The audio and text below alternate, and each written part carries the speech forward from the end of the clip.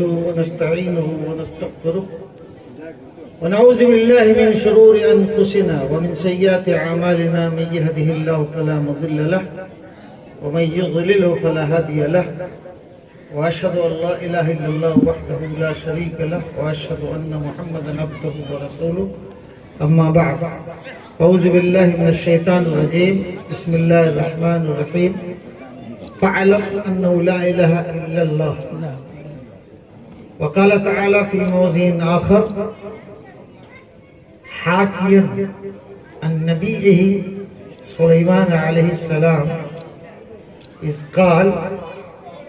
قالت نملة يا أيها النمل ادخلوا في مساكنكم لا يحطمنكم سليمان وجنوده وهم لا يشعرون. فتبسم ضاحكا من قولها وقال رب أوزعني أن أشكر نعمتك التي أنعمت علي وعلى والدي وأن أعمل صالحا ترضاه وادخلني برحمتك في عبادك الصالحين. قابل صدر احترام باوقار صدر جلسہ فضیلت الشیخ محمد عرفان صاحب سلفی حفظہ اللہ، ہندوستان کے معروف مشہور مشفق، میرے محسن بڑے بھائی، نامور قلمکار، صوبائی جمعیت اہل حدیث کے نائب امیر حالیاً و امیر سابقاً فضیلت الشیخ خورشید احمد صاحب سلفی حفظہ اللہ، ناظم جلسہ جماعت اہل حدیث کے ناز، ہندوستان کی خوبصورت آواز، صاحب کلام، سخنور، جواں سال شاعر، حافظ جمیل اختر صاحب شفیق حفظہ اللہ، معہد السلام التعلیمی کے ڈائریکٹر میرے تلمیذ رشید، ہندوستان کے خطیب، شاعر، صحافی، عزیز گرامی عنایت اللہ جوہر اصلاحی حفظہ اللہ وزادہ اللہ علما وعملا، اسٹیج پہ بیٹھے میرے اسکول کے نہایت ہی ہونہار، قابل باصلاحیت بایولوجی طبعیات کے استاذ جناب پروفیسر محمد شاہ عالم صاحب حفظہ اللہ، برادران اسلام، نوجوانان اسلام، عزیزان اسلام، خواتین اسلام، اللہ کا بڑا فضل احسان ہے کہ اس نے آج سرزمین باڑ سمیلا کے اندر نو قائم ادارہ معہد السلام التعلیمی کے زیر اہتمام پہلے سالانہ اجلاس کے اندر، جس میں ہمارے طلبہ و طالبات نے اپنی تقاریر اور پروگرام پیش کیے، میں قوما کے بعد شرکت کا اللہ نے موقع عنایت فرمایا. فللہ الحمد والمنہ. بھائی دعا کہ اللہ رب العزت کسی بھی پروگرام کے واسطے سے اپنی اور اپنے پیارے رسول صلی اللہ علیہ وسلم کی اچھی اچھی، سچی سچی، پیاری پیاری، کھری کھری باتیں بیٹھ کے مجھے کہنے کا، آپ کو سننے کا موقع عنایت فرمایا. اللہ تعالیٰ سے دعا ہے کہ وہ ہم سب کو اپنی اور اپنے رسول کی کہی اور سنی جانے والی باتوں پر بار بار عمل کرنے کا موقع عنایت فرمائے. آمین یا رب العالمین. وما ذلک علی اللہ بعزیز.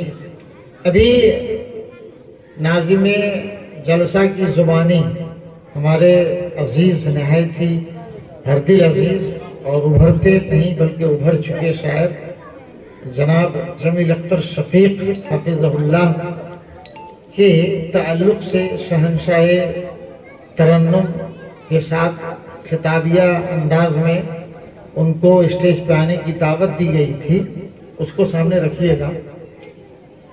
اور قرآن مجید کی وہ آیت جو آپ کے سامنے پڑھی گئی، فَعَلَمْ أَنَّهُ لَا إِلَهَ إِلَّا اللَّهُ. آپ جان لیجئے کہ اللہ کے سوا کوئی معبود حقیقی نہیں ہے. اس آیت کا ترجمہ ہمیشہ ہمیں حدیث سے ایسے ہی کرنا چاہیے. معبودان تو ہیں لیکن معبودان باطلہ ہیں. آپ جان لیجئے کہ اللہ کے سوا کوئی معبود حقیقی نہیں ہے. ایک اہل حدیث کے ہاں اس آیت کا سب سے مناسب معقول ترجمہ یہ ہونا چاہیے. امام بخاری علیہ الرحمہ بڑے ذہین فطین تھے، علماء یہاں پر بیٹھے ہیں، بہت ذہین تھے۔ ترجمۃ الباب یعنی امام بخاری باب جو قائم کرتے ہیں اس کے انعقاد میں ان کی ذہانت اور فطانت مشہور ہے۔ تو انہوں نے کتاب العلم میں جو علم کی فضیلت کا باب قائم کیا ہے، تو ان کی ایک عادت یہ بھی ہے کہ وہ قرآن مجید کی آیت سے استدلال کرتے ہیں۔ تو انہوں نے وہاں پر جو علم کی فضیلت کا باب منعقد کیا ہے اسی آیت کو پیش کیا ہے، فَعَلَمْ أَنَّهُ لَا إِلَهَ إِلَّا اللَّهُ، آپ جان لیجئے اے نبی کہ اللہ کے سوا کوئی معبود حقیقی نہیں ہے۔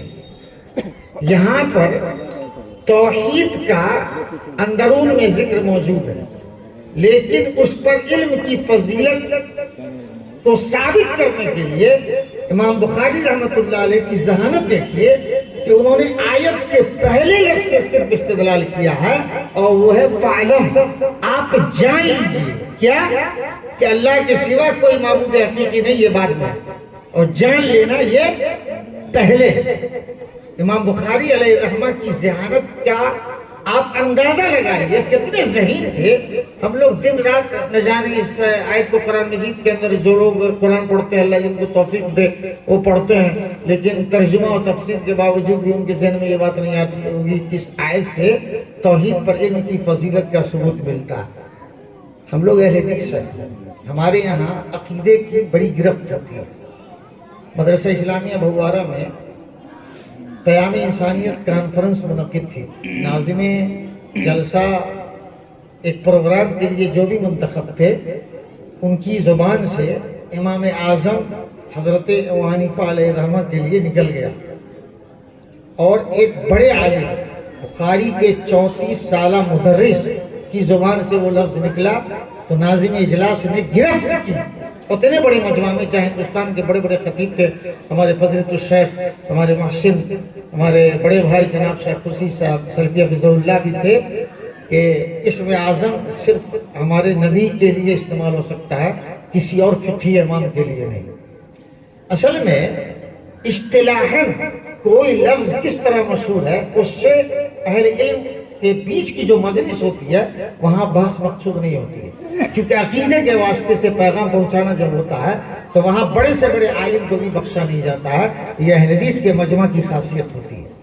علمی ادبی اعتبار سے یہ اصطلاح ہم احباب اور دوستوں کی جب مجلس ہوگی تو وہاں بحث کریں گے۔ اردو کے مشہور شاعر میر کو شہنشاہ غزل کہا جاتا ہے، تو کہا جاتا ہے، لیکن جب اہل حدیث کے مجمع میں ہوں گے تو ہم میر کو بھی نہیں بخشیں گے اور ان کو شہنشاہ غزل نہیں کہہ سکتے۔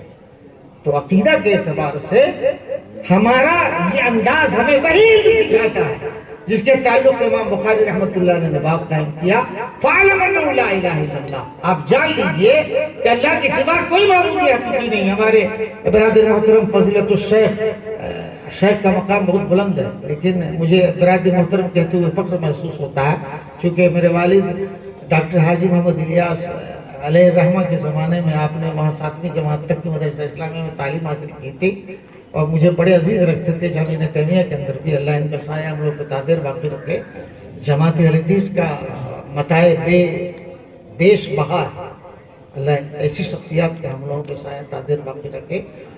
وہ صورت الہی کی دیس بستیاں ہیں جن کے دیکھنے کو آنکھیں ترستیاں ہیں۔ تو 3 سال کے عرصے میں جماعت اہل حدیث کے جید نامور علماء ہم سے دور ہو گئے، نگاہیں ان کو تلاشتیاں ہیں، نگاہیں ان کو تلاشتیاں ہیں۔ یہ بھی پرانی زبان کا ایک لہجہ ہے جس میں ہم میر کو شہنشاہ غزل کہتے ہیں اصطلاح میں، یہ ایک انداز ہے۔ ایسی جو شخصیات تھی وہ ہمارے بیچ نہیں ہے، بڑی بڑی شخصیات جن کا پوری دنیا میں نام تھا اور شہرت ہے، جن کی تحقیق کا، علم کا، ہنر کا، صلاحیت کا، لیاقت کا۔ اس سلسلے میں انشاءاللہ بہت سارے علماء جو مقالہ نگار کی حیثیت سے ہیں فروری کے مہینے میں وہاں جمع ہوں گے، اس شخصیت پر سیمینار منعقد ہوگا، ڈاکٹر عزیر شمس رحمہ اللہ۔ بہرحال میں بتلا ہی رہا تھا، یہ بڑی چیز ہوتے ہیں۔ آپ نے علم کی فضیلت پر تقریر کر دیا، اس کو دہرانے کی ضرورت نہیں ہے۔ قرآن مجید کی اس آیت کو پڑھ کے میں نے صرف یہ ثابت کرنے کی کوشش کی ہے کہ ہم عقیدے کے بہت پختہ ہوتے ہیں، اتنے پختہ کہ اس سے عقیدے پر علم کی فضیلت تو ہے، لیکن جب اہل علم کی مجلس ہوگی تو وہاں کسی کو ہم چھوڑتے بھی نہیں۔ حضرت سلیمان علیہ السلام کے تعلق سے دوسری آیت آپ کے درمیان پڑھی گئی تھی، وہاں بھی ایک عقیدے کی بحث ہے، سنتے چلیں گے، مختصر وقت میں بہت ساری باتیں کہنی، اللہ مجھے توفیق دے آپ کو سننے کی۔ حضرت سلیمان علیہ السلام کے بارے میں بھی ہمارے محترم شیخ نے بتایا، ان کو اور ان کے والد کو دنیا کے یہی دو باپ بیٹے ایسے نبی تھے جو بادشاہ بھی تھے، جی کے جنرل نالج سامانیہ گیان کے روپ میں آپ سمجھ لیجئے۔ حضرت داؤد علیہ السلام اور ان کے بیٹے حضرت سلیمان علیہ السلام، یہی دونوں باپ بیٹے دنیا میں ایسے نبی گزرے ہیں جو بادشاہ بھی تھے۔ کوئی اور نبی نہیں ہے جن کے بیٹے، جن کا باپ نبی ہونے کے ساتھ بادشاہ بھی رہے، سوائے حضرت داؤد علیہ السلام کے۔ دونوں کو علم ملا تھا، شیخ نے بتایا، لیکن ان دونوں میں حضرت سلیمان علیہ السلام کو الگ علم ملا تھا، جس کا انہوں نے اقرار کیا ہے۔ اوتینا من کل شیء، سلیمان علیہ السلام کے الفاظ ہیں اللہ کی زبان قرآن میں کہ اوتینا من کل شیء، ہم کو سب کچھ دیا گیا، سب کچھ۔ لیکن کمال ہے، استثناء جس چیز کا ہے وہ سائنس ہے۔ علمنا، جس کو ہم لوگ کہتے ہیں زولوجی، حیوانیات، ہمارے شاہ عالم بھائی یہاں بیٹھے ہیں، علمنا منطقت ہے، ہم کو پکشی کی بھاشا کا گیان دیا گیا، پرندے کی زبان سمجھنے کی صلاحیت سلیمان علیہ السلام کو ملی تھی۔ یعنی پہلے سب چیز کا اعتراف کیا۔ شیخ نے بتایا آج ہم کو تھوڑا علم ہوتا ہے تو کرتے ہیں، دیکھیے علم تواضع سکھاتا ہے، آپ بڑے عالم بن جائیں، بڑے شکشت بن جائیں، بڑے ایجوکیٹڈ بن جائیں، لیکن اپنے اساتذہ کا، آپ دیکھ رہے ہیں نعت اللہ جوہر اصلاحی کو، بڑا اچھا لگا، پتہ نہیں کتنی باری میں اپنے اساتذہ، میرے اساتذہ، یہ سب پیارے الفاظ ہوتے ہیں جو رشتے بتاتے ہیں۔ میں نے بھی ان کو پڑھایا ہے، ان کے والد محترم سے آج میں نے ذکر بھی کیا کہ سالوں قبل آپ کے دروازے پہ میں آیا کرتا تھا۔ ہمارے ایک اور شاگرد بھی بیٹھے ہیں، عزیز گرامی بابو نجم الہدا، یہ سمیلہ بستی شاید مدھوبنی ضلع میں جو مدرسہ قائم ہے، مدرسہ اسلامیہ، وہاں سے جو استاذ یہاں آتے تھے، ان میں مجھے یہ بہرحال انفرادیت حاصل ہے الحمدللہ کہ سب سے پہلے خطیب کی حیثیت سے اس بستی میں ہی آیا تھا۔ اس کے بعد میں مدرسہ کے سفراء سب آنے لگے۔ اللہ تعالیٰ سب کی نیکیوں کو قبول فرمائے۔ سلیمان علیہ السلام کو اللہ نے سب کچھ دیا، لیکن الگ سے علم کا ذکر کیا، وہ علمنا منطقت ہے، اور وہاں پکشی کی بھاشا کے گیان کو بخشنے کا اللہ نے ان پر جو انعام کیا ہے اس کا ذکر الگ سے ہے کہ پرندے کی زبان سمجھتے تھے سلیمان علیہ السلام۔ پرندوں کی ظاہر بات ہے، حکومت چرند پرند حیوان انسان جنات آگ پانی ہوا سب پر تھی سلیمان علیہ السلام کی۔ ایسی حکومت تو دنیا میں شاید ہی کسی کو ملی تھی یا ملی ہے یا ملے گی۔ انہوں نے دعا بھی کی تھی، لا یقبل لأحد من بعدی، اے اللہ مجھے ایسی حکومت کر جو میرے بعد کسی کے لیے ہو ہی نہیں۔ لیکن سلیمان علیہ السلام کو ناس تھا علم، اسی لیے کہ علمنا منطقت ہے، ہاں مجھے فخر ہے، پراؤڈ، ہمیں گورو ہے کہ ہمارے پاس علم ہے، وہ بھی پکشی کا علم ہے۔ سلیمان علیہ السلام انسان جنات کے علاوہ جانوروں کی بھی بھاشا سمجھتے تھے۔ حدود پرندہ، بھائی عقیدے کی بات آ گئی، پہلا وہ موحد پرندہ ہے نا، ملکہ سبا کے آگے جب اس کا قوم سجدہ کرتی تھی تو سلیمان علیہ السلام کو آ کے خبر دینے والا پرندہ، پیغام توحید پہنچانے والا، ہمارے شیخ محترم ان کی زبان سے توحید پر تقریر سنیں کتاب و سنت پر، تب دیکھیے اس میں لگتے تو چاشنی، توحید چیز ہی ایسی ہے، توحید چیز ہی ایسی ہے۔ لیکن کمال ہے جس مدرسے کے سالانہ اجلاس میں ہم بیٹھے ہیں اس کے اندر جو پڑھائی ہوتی ہے اس کا مقام توحید پر بھاری ہے۔ فَعْلَمْ أَنَّهُ لَا إِلَهَ إِلَّا اللَّهُ۔ اور سلیمان علیہ السلام کے واقعہ میں کے اندر بھی پیغام توحید آ رہا ہے کہ ہم گرفت کیسے کرتے ہیں۔ سلیمان علیہ السلام اپنے لاؤ لشکر کے ساتھ جا رہے ہیں، سلیمان علیہ السلام انہوں نے پہلے اعتراف کر دیا، علمنا منطق الطیر، ہمیں پکشیوں کا علم دیا گیا، یہ الگ علم ہے، یہ سائنس سے متعلق ہے۔ ابھی ہمارے برادر محترم جناب سیف اللہ مکی صاحب نے بتایا، مولوی کو اور ہمارے برادر محترم نے بڑا پیارا لگتا ہے ان کو جب ایسا کہتے ہیں کہ ایک حافظ قرآن کو جو بنگلہ دیش کا تھا، 21 لاکھ بنگلہ دیشی روپیہ اس آدمی کی، اس بچے کی جیب میں ہونا، یہ بتاتا ہے کہ قرآن کہاں ہے۔ تو ہم ہیں نا زمانے میں معزز تھے، مسلمان ہوں گے، اور ہم خار ہوئے تاریخ قرآن، اس قرآن کے اندر جو پہلا پیغام، پہلا سندیش اور میسیج ہے وہ تعلیم کا، اقرأ باسم ربک الذی خلق، پڑھیے اپنے اس رب کے نام سے جس نے پیدا کیا، یعنی دینی تعلیم کو فوقی ڈال کر سب علوم پر، سب علوم حاصل کیجئے، سائنس، ٹیکنالوجی، زولوجی، بایولوجی، یولوجی، وولوجی، اسلام نے کبھی منع نہیں کیا، لیکن فوقیت اسلامی تعلیم کو حاصل ہونی چاہیے، اس لیے کہ آپ پر جو وحی نازل ہوئی اقرا بسم ربک الذی خلق، پڑھیے اپنے اس رب کے نام سے جس نے پیدا کیا۔ سلیمان علیہ السلام اپنے لاؤ لشکر کے ساتھ ایک علاقہ سے گزر رہے ہیں، چھوٹی اپنے دل میں، چھوٹی کوئی جماعت اپنے دل میں، لیکن بلوں کے اندر یا بل کے اندر چھوٹی کی جو جماعت ہے، اس جماعت میں سے ایک چھوٹی نے کہا، بتائیے چھوٹی نے، ایک چھوٹی نے کہا، قالت نملۃ، ایک چھوٹی نے کہا، نمل کہتے ہیں چھوٹی کی جماعت، لیکن چھوٹیوں کی جماعت نمل میں نملہ نہیں، یعنی ایک چھوٹی نے کہا یا ایھا النمل ادخلوا مساکنکم، اے چھوٹیوں کی جماعت، اے چھوٹیوں تم سب اپنے اپنے دلوں میں چلی جاؤ۔ کیوں؟ لا یحطمنکم سلیمان وجنودہ وہم لا یشعرون، تاکہ سلیمان ان کا لاؤ لشکر جس پر سلیمان علیہ السلام کی حکومت ہے تمہارے دلوں کو کچل نہ دے۔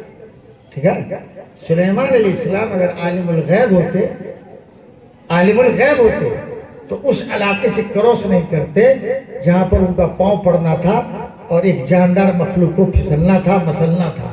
اس کا مطلب ہے وہ آگے کی بات سے ناشنا تھے۔ مولانا صلاح الدین یوسف نے اپنی تفسیر احسن البیان میں اس واقعہ کو بیان کیا ہے، ہمیں حدیث ہے، یاد عقیدے والی بات عام طور سے اس پر ذہن نہیں جاتا۔ سلیمان علیہ السلام اگر عالم الغیب ہوتے تو اس علاقے سے کراس نہیں کرتے، چونکہ ایک نبی کی شان کے خلاف ہے کہ ایک مخلوق کو جان بوجھ کر اپنے پاؤں تلے وہ روکے۔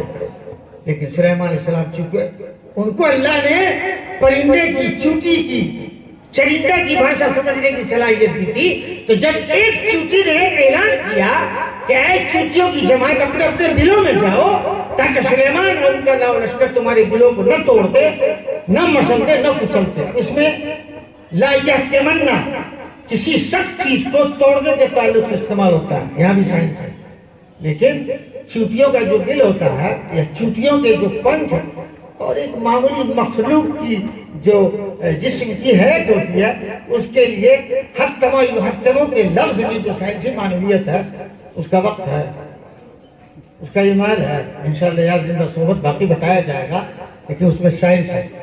دو لفظوں میں سن لیجئے، ان کے بڑی کا جو پارٹس ہوتا ہے، ہمارے شاہ عالم صاحب یہاں پر موجود ہے، اس میں کرسٹائل ہوتا ہے، شیشیت ہوتی ہے جس کو شیشہ بولتے ہیں، وہ ہوتا ہے، تو وہ چیز سخت ہے۔ اس سخت کو سامنے رکھ کے اللہ تعالیٰ نے حتما یحتموا کا لفظ استعمال کیا۔ کمال ہے، چونٹی ایک معمولی مخلوق ہے لیکن اس میں شیشیت ہے، جس کے لیے اللہ تعالیٰ نے اس پر آسٹریلیا کی ایک سائنسداں ٹیم نے باضابطہ بیٹھ کر تحقیق کی ہے۔ یہ ہے وہ قرآن جو آج ہم بالائے طاق رکھے ہوئے ہیں، اور اس کو سجانے کا اور اس کو پڑھانے کا، اس کو عام کرنے کا عمل ہمارے تلمیذ رشید جناب عبداللہ جوہر صاحب اصلاحی نے شروع کیا۔ اللہ تعالیٰ اس پودے کو تناور درخت بنائے، آمین۔ ہمارے شیخ نے اعلان کیا آپ لوگوں سے تعاون کا، اور یقیناً بڑا افسوس بھی ہوتا ہے ان علاقوں میں بارہ آیا کرتا ہوں، اجرا رجورا، ابھی تو کتاب کا رسم اجرا بھی ہوا تو میں نے کہا شاید رسم رجورا ہے، تو سمجھ لیا یہ سب اہل کی بہت آبادی والی بستی اور علاقے ہیں، لیکن مدرسہ ندارت، اسکول ندارت، بڑے پاپڑ ویلے ہیں بیچارے۔ آج بھی جمعہ کا خطبہ دینے یہ سیتامڑھی جاتے ہیں، بہت بڑی چیز ہے، ان کی قدر کیجیے، سب مل کے اس مدرسے کو آگے بڑھائیے۔ یہ میرے پاس آخری مشورہ مہر لگانے آئے تھے، میں نے کہا کھولو۔ تعاونوا علی البر والتقوی، مولانا عرفان صاحب، یہ لوگ بڑی ہستی ہیں، ان کی قدر کیجیے، ان کا سایہ ہم لوگ بتا دیر واقع رکھے۔ بہرحال وہ سائنسی بحث ہے۔ سلیمان علیہ السلام کے کان میں جب چوٹی کے اعلان کی آواز پہنچی، فتبسم ضاحکا من قولها، اس کی بات سن کے وہ مسکرا پڑا۔ تبسم کہتے ہیں چہرے پہ مسکان آنے کو جس کا پتہ چل جائے، ضحک کہتے ہیں اس ہنسی کو جس کا پتہ چل جائے، قہقہ کہتے ہیں اس ہنسی کو جو روڈ پر جاتے ہوئے لوگوں کو سنائی پڑے، تینوں میں فرق ہے۔ تبسم کہتے ہیں مسکان پر آ جانے کو، جیسے ابھی ہمارے محترم مسکرا رہے ہیں تو سمجھ میں آ رہا ہے، کوئی آواز نکال کے ہنسے اور قرب و جمال سے آواز کان میں پہنچی، یہ ضحک ہے۔ اور دور سے کوئی آواز آئے تو وہ قہقہ ہے، وہ قہقہ نماز کو باطل اور فاسد کرتا ہے، ضحک اور تبسم نماز کو خراب نہیں کرتا۔ بہرحال یہ مسئلہ ہے، یہ علم کی برکت ہے۔ شیخ محترم کے بعد یہ میری زبان درازی ہوگی تو اس موضوع پر ان کے موضوع کو ٹچ کیا جائے، فضیلت علم۔ ہماری ایک اچھی عنایت اللہ جوہر صاحب کی دفتر نے 71 میں ایک مسئلہ پیش کر دیا ہے، وہ ضمن میں ذکر کر دیتا ہوں۔ کیا عورتیں جنازے کی نماز میں شریک ہو سکتی ہیں؟ اہل علم کے درمیان تو یہ متعارف ہے، لیکن عام آدمی شاید اس سے بے خبر ہے۔ یہ علم ہے جس کو آج ہم نے اپنا کے ثابت کر دیا، اس لڑکی نے ثابت کیا، زادہ اللہ علما وعملا۔ ہماری جتنی بچیوں نے پروگرام میں شرکت کی، اہلیہ نے سمیلہ قابل مبارکباد ہے، ان کا حوصلہ بلند کیجئے۔ ابھی سنا نا شیخ محترم سے، یہی دین کا پڑھا ہوا بچہ ماں باپ کا سہارا بنتا ہے۔ انگریزی فارسی والے کو بہت دیکھا، میں خود اسکول میں ہوں، لیکن میرے ساتھ برکت لگی ہوئی ہے کتاب و سنت کی، الحمدللہ مجھے ناز ہے۔ ہمارے دوست جناب شاہ عالم صاحب جانتے ہیں، میں نے کبھی اپنی تہذیب سے سمجھوتا نہیں کیا، کچھ بھی ہو الحمدللہ حاوی رہتے ہیں، چونکہ علم دین کا روب دبدبہ ہے۔ سنلقی فی قلوب الذین کفروا الرعب، دبدبہ بچا ہے۔ تو بچی نے ثابت کیا کہ جنازے کی نماز میں عورتیں بھی شامل ہو سکتی ہیں، جنازے کی نماز میں، بس زیادہ تبرز نہیں کرنا۔ جواز کی حد تک ہمارے استاد محترم نے بتایا، اور یہ ہمارے مولانا عرفان صاحب جو صدر جلسہ اینڈ مفتی کلاہما ہمارے شیخ محترم کی زبان میں دونوں ہیں، میں نے ان سے تائید بھی کی۔ علم یہی ہے، آپ کبھی مت سمجھیے کیا فرق ہے، آپ کبھی مت سمجھیے، اس کی تحقیق کر لینا چاہیے۔ میں تو جان رہا تھا، لیکن دونوں مشائخ سے میں نے رجوع کیا تو انہوں نے تائید کی کہ نہیں، بچی کی جو تقریباً مسئلہ آیا ہے وہ اپنی جگہ صحیح ہے۔ قبرستان جانا نہیں جانا، عورتوں کے ساتھ جو ذہنی فکری ضعف اور کمزوری ہوتی ہے اس کی بنیاد پر شرکت کی اجازت نہیں دینا الگ مسئلہ، لیکن جواز کی حد تک ماں بہنیں بھی جنازے کی نماز پڑھ سکتی ہیں۔ اس پر بعد میں بحث کرنے کی ضرورت نہیں ہے کہ مولوی عنایت اللہ صاحب کی بیٹی کو بک بک کرنے کی کوئی ضرورت تھی، آج تک تو ہم لوگ پڑھے نہ کیے ہیں، یہ کہاں سے پڑھ کے چلی آئی ہے؟ نہیں، خوش ہونا چاہیے، علم کی برکت ہے۔ سلیمان علیہ السلام کی زبان پر ہنسی آ گئی، بھائی ہنسی، جو مسکان جو آپ محسوس کرتے ہیں، ہم دیکھ رہے ہیں تو ہم محسوس کرتے ہیں، آپ دیکھ رہے ہیں تو آپ محسوس کرتے ہیں، تو انہوں نے محسوس کیا۔ فتبسم ضاحکا من قولها، اس کی بات سنی، کیوں؟ اس پر معلوم ہے کہ اللہ تو نے ہم کو پرندے کی بھاشا سمجھنے کی صلاحیت دی، لیکن یہاں پر ایک پیغام چھپا ہوگا۔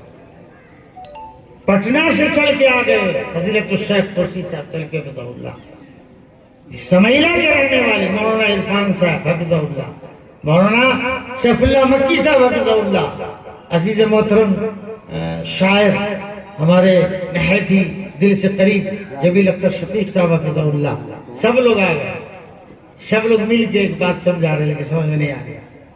اور وہاں چوٹی نے اعلان کیا، سب چوٹیاں اپنے دلوں کے اندر چلی گئی، ایک چوٹی کے کہنے پر سب چوٹیاں دل کے اندر چلی گئی۔ اتنے بڑے بڑے مولانا کے کہنے کے بعد بھی ان کو بات سمجھ نہیں آ رہی، افسوس کا مقام۔ ایک چوٹی نے کہا، سب چوٹیاں بلوں میں چلی گئی۔ اتنے علماء کو پیغام دے رہے ہیں، کوئی بات کہہ رہے ہیں، کچھ سمجھا رہے ہیں، ہماری قوم سمجھنے کو تیار نہیں۔ 13ویں صدی عیسوی تک اس علم کی وجہ سے دنیا پر آپ کی حکومت تھی، یہاں تک کہ ڈاکٹر لینڈ بال نے اپنی کتاب میں لکھا، ان اشراف اوروبا كانوا لا يعلمون توقيعة اسمائهم حينما كان اطفال المسلمين يذهبون الى مساجد قرطبہ۔ یہ کوڈ میں کرتا ہوں اکثر، کوڈ یعنی یہ جملہ میں اکثر بیان کرتا ہوں۔ ڈاکٹر لینڈ بال نے لکھا ہے اپنی کتاب کے اندر کہ اسپین کے اندر، یورپ کے اندر بڑے بڑے لوگوں کو اپنے نام کے ہستاکشر نہیں آتے تھے، اپنے نام کے دستخط نہیں جانتے تھے۔ یورپ جس کا نام سنتے ہی ہم پر روب قائم ہو جاتا ہے، سب اس زمانے میں 0 سناٹا پڑھتے، 13ویں صدی عیسوی سے پہلے۔ اس زمانے میں ہی نمکان اطفال المسلمین یذهبون الى مساجد قرطبہ، مسجدیں اس زمانے میں مدرسہ تھی، دانشگاہ تھی، تربیت کدہ تھی، ثقافت کدہ تھی، ہے نا، سب کچھ مسجدیں تھی۔ اس زمانے میں مسلمانوں کے بچے ہاتھ میں لے کے اپنے بستے چلتے تھے رستے، اور تعلیم حاصل کرتے تھے سستے۔ آج تو بھوجناوکاش ہوتا ہے ودیالیوں میں، مڈ ڈے بھوجن ملتا ہے نا، کھانے کھائی جاتے ہیں بس۔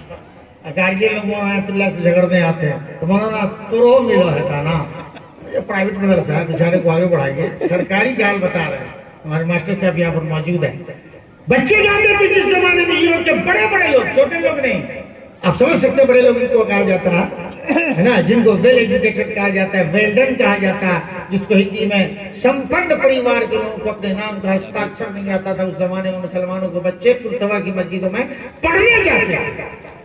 اس زمانے میں معزز مسلمان ہو کر اور ہم خار ہوئے تاریخ قرآن ہو کر، ہمارے بچوں کا کیا حال ہے؟ آج صرف ایم بی، ایم کا مطلب ماں، بی کا مطلب باپ ہوتا ہے، لیکن آج ایم بی کا مطلب ماں باپ نہیں ہوتا، موبائل کا جو وہ ہوتا ہے نا ڈاٹا. ایک دوست نے گھر بنایا نیا، شیخ محترم سے گزارش ہے کہ فرصت ہو تو میرے گھر چلے، بتا رہے تھے یار بڑا اچھا گھر بنایا، دعا دینے کے لیے چلتے تو بڑی خوشی ہوتی. سیف اللہ بھائی بھی تو کہا یار میرا گھر تو بڑا قیمتی ہے، بڑا خرچ ہو گیا، کوئی پہرے دار کا انتظام کیسے ہوگا؟ تو کیا ضرورت ہے گارڈ رکھنے کی؟ تو کیا کریں؟ روزانہ صبح میں 500 سے 1000 اینی بڑھ دو، پوری رات تھوڑا بیٹا جگا ہوا رہے گا، موبائل میں لگا رہے گا، گھر ڈوکر ہوگا. یہ حال ہے. ہنسیے مت، بچے برباد ہو رہے ہیں، ان کے ہاتھ میں قلم کاپیاں کتابیں نہیں ہیں.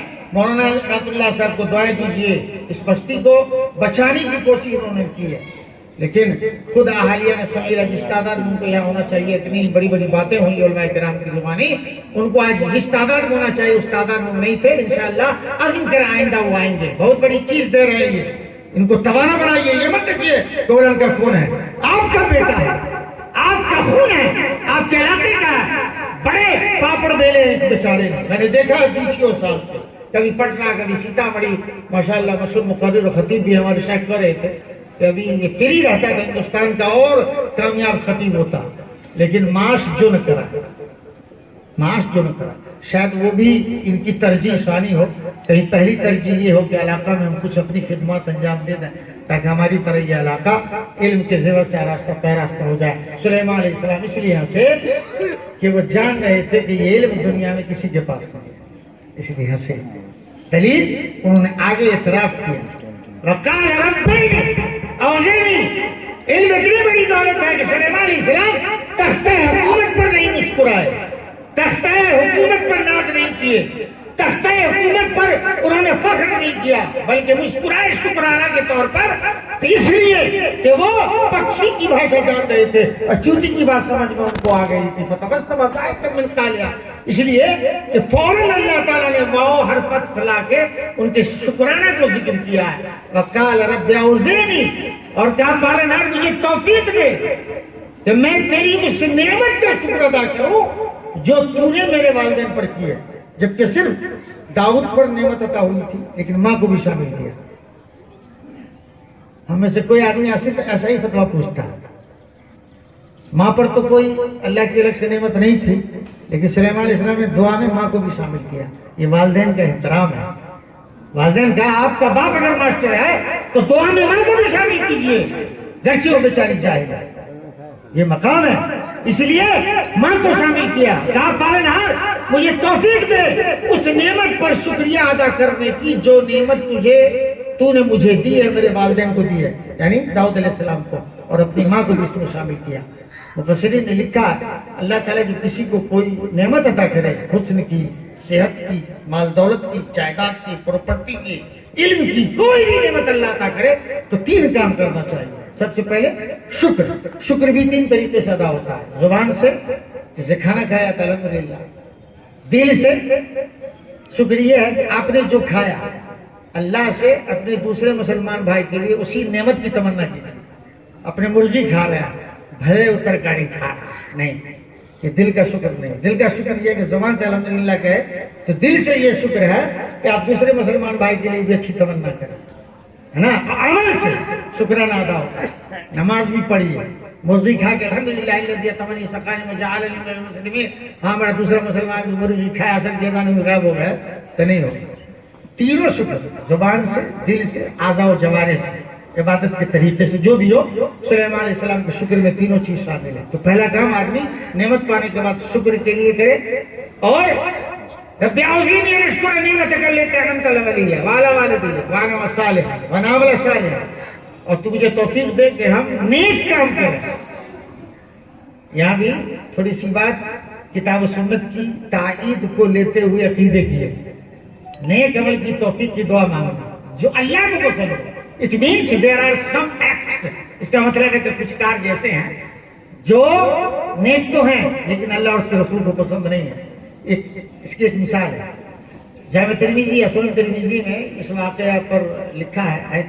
عبداللہ بن عباس کے ایک شاگرد تھے مجاہد، وہ اپنے شاگرد عبداللہ بن عباس اپنے شاگرد مجاہد کے ساتھ ایک مسجد میں نماز پڑھنے گئے تو وہاں اذان ہو چکی تھی، اقامت باقی تھی، لیکن بیچ میں ایک آدمی کھڑا ہو گیا، یا صلاح یا فلاح کہہ رہا تھا. اس کو عربی اصطلاح میں تصویف کہتے ہیں. تیز سے وہ یہ تصویف یعنی کسی کام کو دوبارہ کرنا. تو یا صلاح یا فلاح تو اذان ہو چکا ہے، اقامت ابھی باقی ہے. تو حیا صلاح اور نماز کی طرف، حیا فلاح اور کامیابی کی طرف دنیا میں سے سندر سندیش کوئی نہیں ہو سکتا. اور کیجیے گا. عبداللہ بن عباس اپنے شاگرد مجاہد کے ساتھ اس مسجد میں جب گئے تو دیکھا کہ یہاں تصریف ہو رہی ہے. پوچھا کیا ہے؟ کہا تصریف. آذان ہو گئی. کہاں اقامت باقی ہے. کہاں تو پھر یہ کھڑا ہو گئی کیا کر رہا ہے؟ کیا تصریف ہے؟ کہاں فوج میرا مرند حاضر مقتدر ابھی بیدن تو ہو رہی ہے وہی مسجد کے اندر سے ابھی ہمارے ساتھ نکلو، ہم یہاں نماز نہیں پڑھیں. تو کام ٹھیک ہے لیکن رب کی مرضی کے خلاف ہے، امام کائنات کی سنت کے خلاف ہے. اذان ہو گئی، کسی پہ اقامت ہوگی، تصویر نہیں ہوگی. تو انہوں نے دعا کی کہ پالنا مجھے ایسے نیک کام کی توفیق دے جو تجھے پسند ہو، جو تیری نظر میں مقبول ہو. من عمل عملا لیس علیہ امرنا فہو رد. جو کوئی ایسا کام کرے جس پر ہمارا حکم نہیں ہے، ہمارے نبی کا فرمان نہیں ہے، دیٹ از ریجیکٹڈ، اور سویکرت ہے وہ اللہ کے دربار. تو ایسے نیک کام کی توفیق اللہ سے مانگنی چاہیے جو اللہ کو پسند ہے. ابھی تو بہت کچھ آس پاس میں ہوتا ہے لیکن ہم کو، ہمارے رسول کو، ہمارے رب کو پسند نہیں ہے. سب کی رضا مت کھوجیے، رب کی رضا کھوجیے. الا ابتغاء وجہ رب الاعلی ولسوف یرضی. اور تیسرے عمل کی توفیق کیا مانگی؟ وادخلنی برحمتک فی عبادک الصالحین. اور اپنی رحمت سے تو اپنے نیک بندوں میں شامل کر لے. چیپٹر کرو، پڑھنا سماپت، تقریر ختم. اللہ سے دعا ہے کہ وہ ذات باری ہمیں ان ساری کہی جانے والی باتوں پر عمل کرنے کی توفیق سے مالا مال کرے. اسے دار دین دگنی رات چوگنی ترقی عطا کرے. کتاب و سنت کی روشنی میں زندگی گزارنے کی توفیق دے. جب تک دنیا میں زندہ رکھے، اسلام میں زندہ رکھے، ہمارا خاص پر ایمان پڑھو. اقول قولی ھذا استغفر اللہ لی ولکم ولسائر المسلمین والمسلمات وآخر دعوانا الحمد للہ رب العالمین. والسلام علیکم ورحمۃ اللہ وبرکاتہ. شیخ ذرا رکیے گا. السلام علیکم.